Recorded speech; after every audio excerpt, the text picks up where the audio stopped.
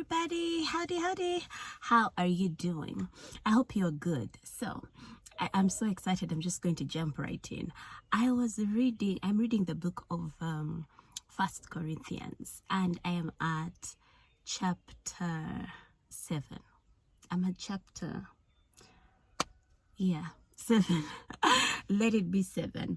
So I was reading the chapter 7, and I was amazed at what it said about the married and the unmarried people. You should go and read it. It's interesting. So let me give you like a background about the church of Corinth.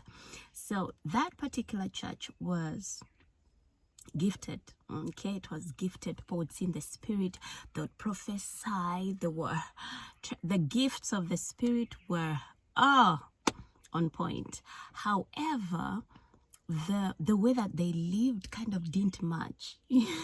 Does that make sense? Their lifestyle, their physical life was just not aligning with how deep and how spiritual and how, that side of their life, the two lives were not aligning, matching, making sense. It's like, how can you prophesy and sleep with another woman? What are we doing? Does that make sense? So Paul was writing to the church of Corinth to kind of straighten them out, to kind of help them to align, to just streamline certain things. So if you notice, the book of Corinthians has a lot to do with they talk about the spiritual gifts and whatever, but it also talks about the flesh.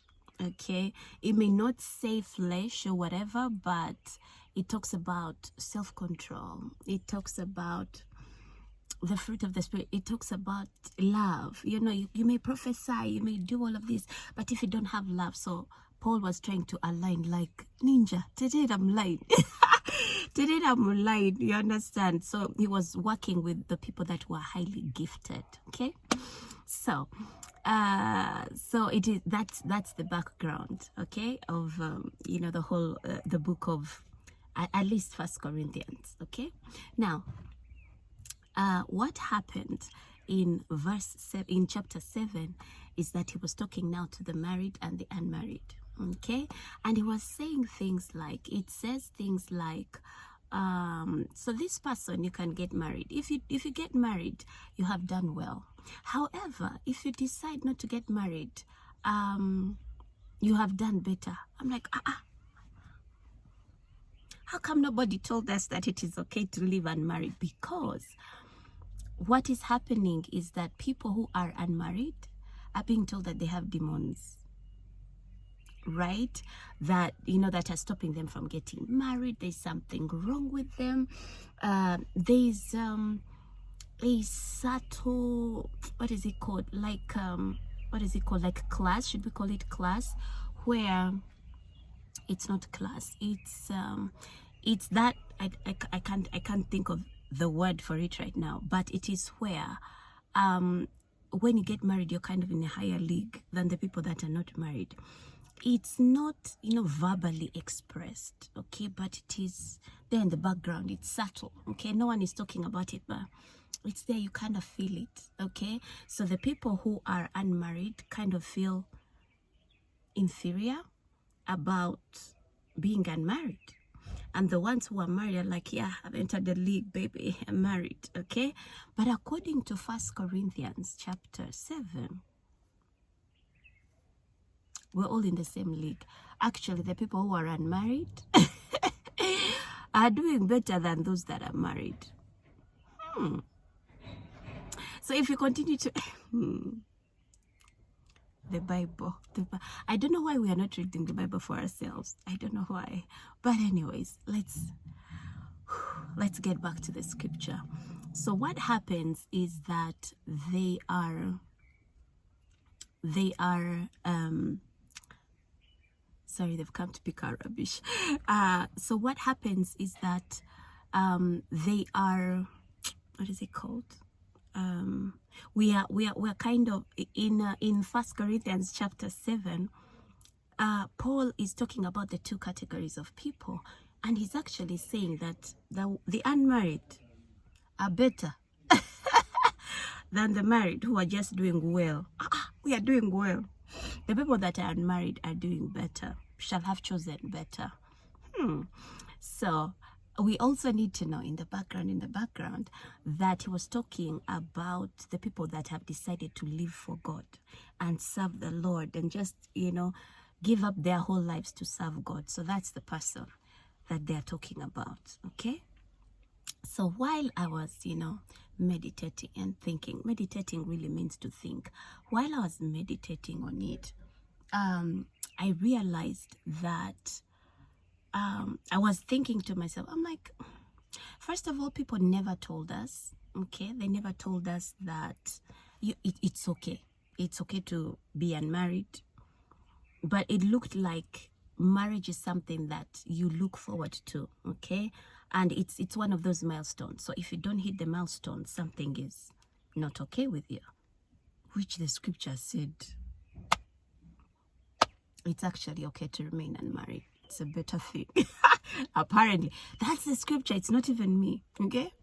So that's number one. Number two, I was thinking to myself, and I said, but God, first of all, people didn't tell us, but also, what do you mean it's better? So I began to think, so is it okay? Should I encourage people not to get married? After all, it's a better thing, not to get married. And then something interesting happened. God actually said, sorry, I'm getting distracted by people moving around. God actually said, the Spirit of the Lord said something that was so beautiful. He said, whichever side you choose, it is hard. You just need to choose your heart. I said, really? I said, well, what's so hard about being unmarried? And then he told me, he began to show me the level of self-control you need to be unmarried. The self-control when you just want to lie with someone. You just want to be intimate with someone. Okay? Yeah. Your body is craving a man, a spouse. Okay? It's because I'm talking to girls. That's why I'm saying that. Okay? For the men, they're craving a girl, a woman. So, it takes a lot of self-control to be able to be like, and I'm thinking about that for many years, okay? That craving is a lot to deal with. There's looking at people that are married and you're like, I just want to cuddle with someone. There are times that you look at and you just feel like, I really want to have a child. I really want to have a baby. What does it feel like to be pregnant? What does it feel like to be called mommy? Does that make sense? So I got into the shoes of a person that is unmarried. Not in a sense of being, what's the word I'm looking for? Unfulfilled, like, oh, I'm not fulfilled because I don't have children. No, they decided, they chose that, okay, I'm not going to get married. But there are things that they need to deal with when they're not married, right? Yeah, there's going to be loneliness. There's going to be a need to connect deeply. It's like, you mean I'm only going to connect with my relatives and friends? I don't have this person that I'm going to connect with the rest of my life. Does that make sense? You mean, right? So when God began to show me that side, I thought to myself,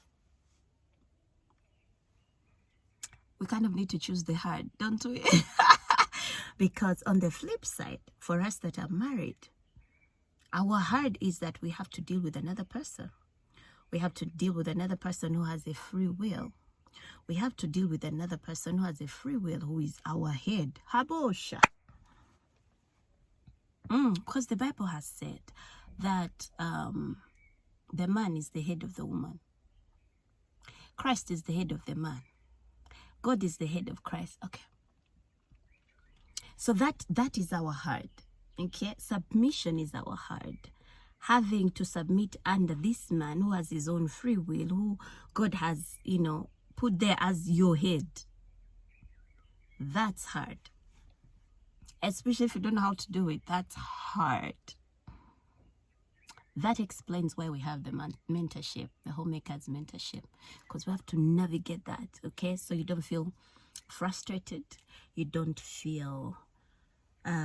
it's basically, like I say it in the line, it's basically not to lose yourself along the way, because you can't get lost. You can't feel frustrated. You can't feel like, I just lost my life when I got married, okay? Because you're just woven into someone else's life. So the mentorship is here to help you navigate that, okay? So yeah, I found it very interesting, and I thought to myself, the unmarried are really, their heart is hard. The one for the married, Kai, for us, we are married already, we can't jump out, so we as well prefer our heart, right? So yes, I choose my heart.